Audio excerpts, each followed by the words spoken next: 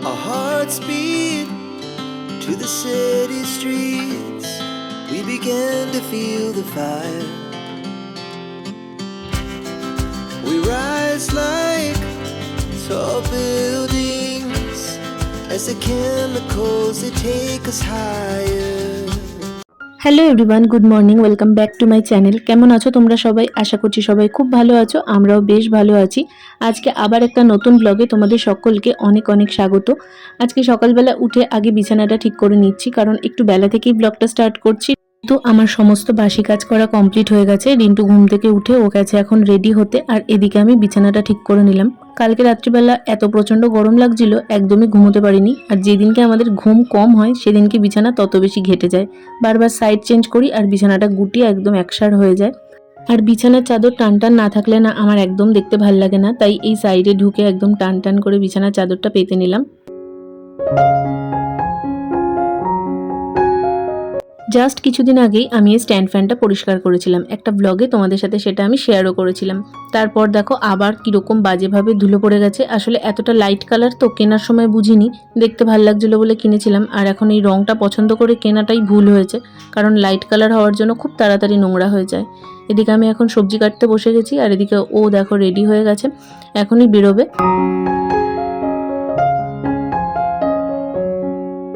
এদিকে আমার তরকারির সমস্ত কিছু কাটাকাটি হয়ে গেছে। পুরোটা তোমাদের সাথে শেয়ার করতে পারিনি, কারণ ও বেরানোর পর আমি ফোনে ওর সাথেই কথা বলি, তোমরা তো জানোই। তো সেই টাইমটাই কিন্তু আমার সব কিছু কাটাকাটি কমপ্লিট। আর এদিকে ফ্রিজটা এখন মা ভালোভাবে পরিষ্কার করে নিচ্ছে। আসলে নতুন জিনিস একটু যত্নে রাখলে কিন্তু অনেক দিন সেটা ভালো থাকবে, নতুনের মতন থাকবে। সেই জন্য মাঝে মধ্যেই না আমরা পরিষ্কার করে নিই। আচ্ছা, তোমরা আমার একটা জিনিস জানিও তো, ডিপ ফ্রস্ট কতবার করতে হয়? মানে বরফ জমলে খুব বেশিভাবে তবেই কি ডিপ ফ্রস্ট করতে হয়, নাকি উইকলি একবার করে দেওয়াটাই ভালো? কোনটা ভালো হবে একটু অবশ্যই জানিও। আজকে ভেবেছিলাম জলখাবারে একটু পাস্তা বানাবো, তবে মা বললো যে কেক আছে, বিস্কুট আছে, চা দিয়ে খাওয়া হয়ে যাবে। আর সত্যি কথা বলতে গরমটার জন্য না সেরকম কিছু খেতেও ইচ্ছা করছিল না, তাই জন্য ওদিকে তো দেখলেই চা হলো, আর তার সাথে কেক বিস্কুট এই দিয়ে কিন্তু ব্রেকফাস্ট আজকে হয়ে গেছে। আসলে আমাদের না ব্রেকফাস্টটা করতে অনেকটাই লেট হয়ে যায়, মানে ধরো তখন প্রায় 11:30টার কাছাকাছি বাজছে, তখন আমরা চা বিস্কুট আর ওই কেকটা খেলাম। এরপর ধরো ওই 1টা নাগাদ আমরা ভাত খেয়ে নেবো, সেই জন্য খুব বেশি ভারী কিছু খাই না। আর আমার এমনি রাত্রিবেলা দেরি করে খাওয়া হয়, যেহেতু সকালবেলা ওঠার সাথে সাথেই অতটা খিদে পায় না। আর এই যে তখন তোমাদের বললাম সবজি কেটে নিয়েছিলাম, আলু পটলের তরকারি হবে, আর সাথে আলু পেঁয়াজ ভাজা তো কম্পালসারি, তো ওটা তো হয়ে গেছে। আলু পটলের তরকারিটা এখানে আমি একটু আজকে ভেজে নিয়েছি, প্রথমে পটলগুলো ভেজে নিয়েছি, তারপর আলুটা ভেজে কড়াইতে একটু ফোড়ন দিয়ে দিলাম, জিরে, শুকনো লঙ্কা, তার সাথে তেজপাতা আর কাঁচা লঙ্কাও দিয়ে দিয়েছি। এরপর এখানে আদা বাটা দিয়েছি। আর আলু পটলের তরকারি তো আমরা নিরামিষ করেই করি, পেঁয়াজ রসুন দিয়ে করি না। চিংড়ি মাছ থাকলে না তখন পেঁয়াজ রসুন দিয়ে ভালো লাগে, তবে এমনি শুধু এটা এরকমভাবেই আমাদের বেশি ভালো লাগে। তবে এর মধ্যে যদি একটু টমেটো পিউরি দেওয়া হতো তাহলে কিন্তু স্বাদটাই আলাদা হতো আর কালারটাও পুরো আলাদা হতো, কিন্তু টমেটোটা না শেষ হয়ে গেছে আর আনতে যাওয়াও হচ্ছে না। ওর ছুটি থাকলে বাজারে গেলে তখন নিয়ে আসা হবে। বাড়ির সামনে যে কাকুটা আসে ওনার কাছে টমেটো 2 দিন খোঁজ করা হয়েছে, ওনার কাছে টমেটো নেই, বাদ বাকি সব কিছু আছে। ভাবো, যেটা দরকার সেটাই পাচ্ছি না।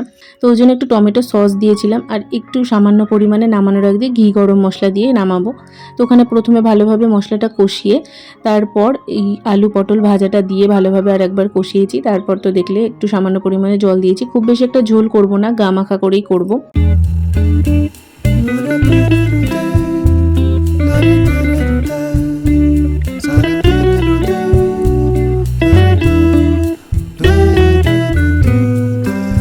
আর এদিকে আমার রান্নাটা অলমোস্ট হয়েই এসেছে, গ্যাসে পুরো তেল মশলা ছিটে পড়েছিল, তো সেগুলোকেও রান্না করতে করতে ক্লিন করে নিলাম, নাহলে রান্না শেষে এগুলো পরিষ্কার করতে গেলে না পুরো একদম জমাট বেঁধে যায় আর উঠতেই চায় না।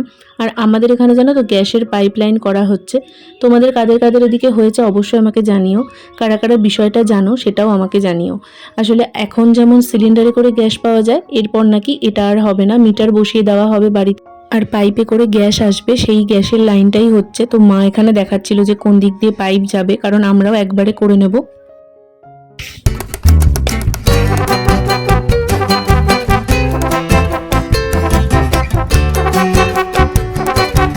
আর আর আজকে না সত্যি কথা বলতে প্রচণ্ডই গরম লাগছে, মানে রোদের তাপটা খুব বেশি, কারণ একবার মেঘ একবার রোদ হচ্ছে, আর মেঘ কাটা রোদের তাপ বুঝতেই পারছো কতটা গরম।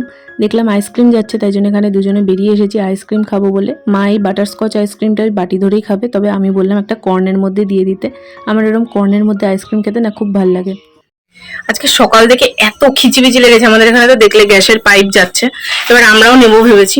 তো সেই জন্য সব জিজ্ঞেস করতে বারবার করে সে বাইরে যাও, কোন দিক দিয়ে পাইপের ওই মাটি কাটবে, এই সমস্ত কিছু হলো। তার মধ্যে আমার পার্সেল এসছে, আইসক্রিমটা খেয়ে নি তারপর দেখা। স্নান টান করে রেডি হয়ে চলে এসেছি। আসল ব্যাপার কি বলতো, কুর্তিটা আসার পর আমি একবার ট্রাই করে দেখছিলাম, আমার না খুব একটা পছন্দ হয়নি। আমি তোমাদের দেখাচ্ছি, দূর থেকে দেখে তো ভীষণ ভালো লাগছে জিনিসটা। আমি যখন মিন্ত্রাতে দেখেছিলাম আমারও বেশ ভালো লেগেছিল, কিন্তু ব্যাপারটা হচ্ছে আমি তোমাদের বলছি, সামনেটা দেখো এরকম, আর এগুলো না ফয়েল প্রিন্ট। এবার ফয়েল প্রিন্ট কিন্তু একবার ওয়াশ করলেই নষ্ট হয়ে যায়, আর তার থেকে বড় কথা কাপড় কোয়ালিটিটা দেখো, পুরো একদম সি থ্রু। তো এত পাতলা না, এটা একই ধোয়ালি কি খোয়ালি হয়ে যাবে। আর এই জিনিসটার নিচটা তো এরকম জরির কাজ করা আছে, সব ঠিক আছে। কাপড়টা যদি একটু ভালো হতো, মানে প্রাইস অনুযায়ী জিনিসটা আমার অতটা ঠিক ভালো লাগেনি। তার সাথে আমি তোমাদের ওড়নাটা দেখাই, ওড়নাটাও এরকম পুরো ফয়েল প্রিন্টের ওপরে, প্রিন্ট কালার সবকিছু সুন্দর, যেটা দেখে আমার মেনলি ভালো লেগেছিল। কিন্তু কাপড় কোয়ালিটিটা ভালো না, ওড়নার কোয়ালিটি তো একদমই জঘন্য লাগলো আমার, ভালোই লাগলো না। দেখো কি পাতলা, দেখো। কারণ আমি মেনে নিলাম যে ওড়না তো ঠিক আছে চলে যায়, প্যান্টটাও সেই, মানে একদম বাজে। মানে আমি শুধু যদি এই সেটটা নিই, আমার একটু পছন্দসই যেটা হচ্ছে সেটা হচ্ছে কুর্তিটা, কম ওই সেম প্রিন্ট আছে একটুখানি, আর এরকম এই জরির মতন কাজ করা, কোনো পকেট নেই, নর্মাল। ঠিক আছে, পকেটের দরকার নেই, আনারকলি কুর্তির সাথে কারি বা পকেট লাগে। কিন্তু বিষয়টা হচ্ছে কাপড় কোয়ালিটি ভীষণই বাজে, এটা তো আরো পাতলা, বুঝতে পারছো? তো ওই একবার কাচলে, দেখো ওয়াশ তো করতে হবে, আর তাতে না নষ্ট হয়ে যাবে জিনিসটা। যেই দামটা আমার এটা পড়েছে 1280 টাকা এটার দাম দেখাচ্ছে, সেই অনুযায়ী আমার কাপড় কোয়ালিটি ভালো লাগেনি। এর থেকে যদি আমি মানে রিলায়েন্সের কুর্তিগুলো নিই, অনেক অফারে আমি পেয়ে যাব, মানে এর থেকে অ্যাটলিস্ট বেটার কোয়ালিটি পাবো। আমি তোমাদের দেখাচ্ছি, আমি মাকেও দেখাচ্ছিলাম, এটার প্লাজোটার কোয়ালিটি দেখো এরকম, আর দেখো রিলায়েন্স থেকে আমি নিয়েছিলাম এই প্লাজোটার কোয়ালিটি দেখো। আমি তোমাদের দেখাই একবার, তাহলে তোমরা বুঝতে পারবে। দেখো, বুঝতে পারছো, এটাতে কিচ্ছু দেখা যাচ্ছে না, আর ওটা পুরো একদম জ্যাল করছে। তো আমার ভালো লাগেনি, ওই জন্য এটা রিটার্নে বসিয়ে দিলাম। এবার রিটার্নে বসাতে গিয়ে হলো আর এক সমস্যা, এখানে তো আমার কোনোদিন কিছু নিইনি মিন্ত্রা থেকে, তো এখন পুরো ব্যাংক ডিটেলস এই সমস্ত, নাহলে মিন্ত্রার অ্যাকাউন্টে আর কি টাকাটা ঢুকবে। এবার মিন্ত্রার অ্যাকাউন্টে ঢুকে লাভ নেই, কারণ আমি আজিও থেকে নেবো, মানে রিলায়েন্সের জিনিস নেবো আর কি। এবার রিলায়েন্স এখানে কোথায় আছে আমি জানিও না, আর আমি রিলায়েন্সের জিনিস নিলে আজিও থেকে অর্ডার করে দিই, তো বাড়িতে বসে হয়ে যায়, আর দ্বিতীয়ত অফারে পাওয়া যায়। তো সেই জন্য ওখান থেকে অর্ডার করলাম, এটাকে আবার ব্যাংক অ্যাকাউন্টে সব ডিটেলস দিয়ে টিয়ে তারপর করা হলো। তো এটা রিটার্ন করে দিয়েছি, দেখা যাক কাল পরশু কবে এসে নিয়ে যায়।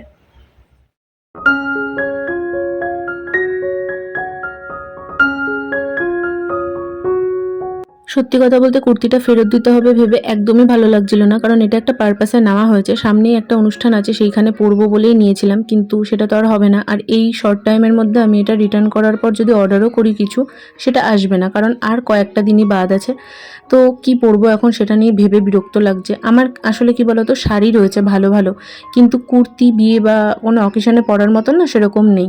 তো এরপর ভেবেছি আমি কয়েকটা এরকম কুর্তি বা গাউন টাইপের কিছু নিয়ে রাখবো, যেগুলো কোনো বিয়ে অকেশনে পরা যাবে। কারণ শাড়ি আমি পরতে পারি, খুব একটা ভালোভাবে যে সারাক্ষণ ক্যারি করতে পারি সেটা না, কাউকে পরাতে আমি খুব ভালো পারি, কিন্তু নিজে পরে মোটামুটি চলে যায় কাজ, কিন্তু আমি না বেশিক্ষণ ক্যারি করতে পারি না, খুব অস্বস্তি লাগে। তো সেই জন্য ভেবেছি একটু ভালো দেখে কুর্তি বা চুড়িদার নেব।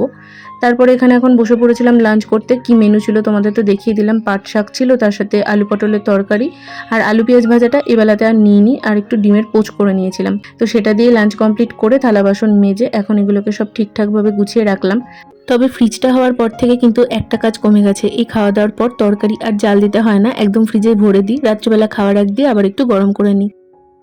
এইমাত্র আমার ভিডিও লাইভ হলো, বসে বসে ঘরে ভিডিওরই কাজ করছিলাম, দেখলাম মা আবার বাইরে গেছে, ওখানটা করে ওই গ্যাসের কাজ হচ্ছে না সেটা দেখতে। তো যাই একটু দেখি কি বলছে, কি বৃত্তান্ত।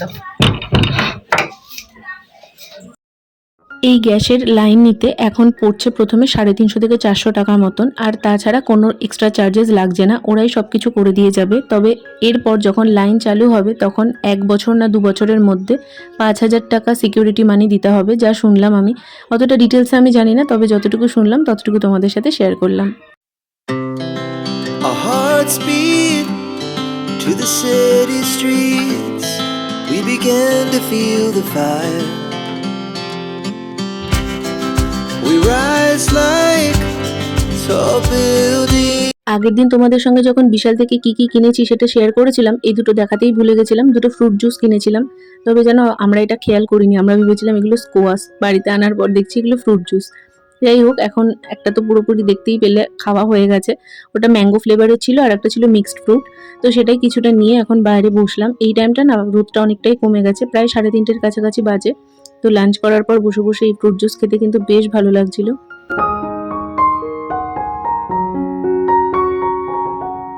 আমার আজকের ভিডিওটা যদি তোমাদের একটুও ভালো লেগে থাকে তাহলে প্লিজ একটা লাইক করে দিও আর কমেন্ট করে জানিও কীরকম ভিডিও তোমরা দেখতে চাও। আর আমার কিন্তু এখন একটা শর্টসেরও চ্যানেল আছে, তোমরা যারা জানো না বা এখনও সাবস্ক্রাইব করোনি তারা কিন্তু আমার শর্টসের চ্যানেলটা একবার প্লিজ চেক করো। রূপা মজুমদার শর্টস বলে আমার চ্যানেলটার নাম। দেখবে এই চ্যানেলেরই কমিউনিটি পোস্টে আমি কিন্তু ওই চ্যানেলটার লিঙ্ক দিয়ে রেখেছি। মাঝে ভিডিও দিতে না পারার জন্য আমার চ্যানেলের ভিডিওর কি অবস্থা তোমরা তো দেখতেই পাচ্ছ, ভিউজ একদমই কমে গেছে। তাই তোমাদেরকে আবারও বলছি একটু প্লিজ লাইক করে দিও। আর যদি পারো তাহলে যারা ব্লগ দেখতে পছন্দ করে তাদের সাথে আমার চ্যানেলের লিঙ্কটা একটু শেয়ার করে দিও, আমার ভীষণ উপকার হবে। আর আজকের ব্লগটা কেমন লাগলো অবশ্যই কিন্তু জানিও। তোমরা না জানালে আমি কিন্তু একদমই বুঝতে পারবো না যে আমার ব্লগগুলো তোমাদের কেমন লাগছে আর আমার কোথায় ইমপ্রুভমেন্ট দরকার। খাওয়া দাওয়া কমপ্লিট, এখন একটু ঘুমাবো। আর আজকের ব্লগটা আর বেশি বাড়াবো না, এখানে এখন এন্ড করে দিচ্ছি। যারা আমার চ্যানেলে নতুন, চ্যানেলটা সাবস্ক্রাইব করে পাশে থেকো। দেখা হচ্ছে খুব শিগগিরই একটা নতুন ভিডিওতে। আজকের মতন টাটা।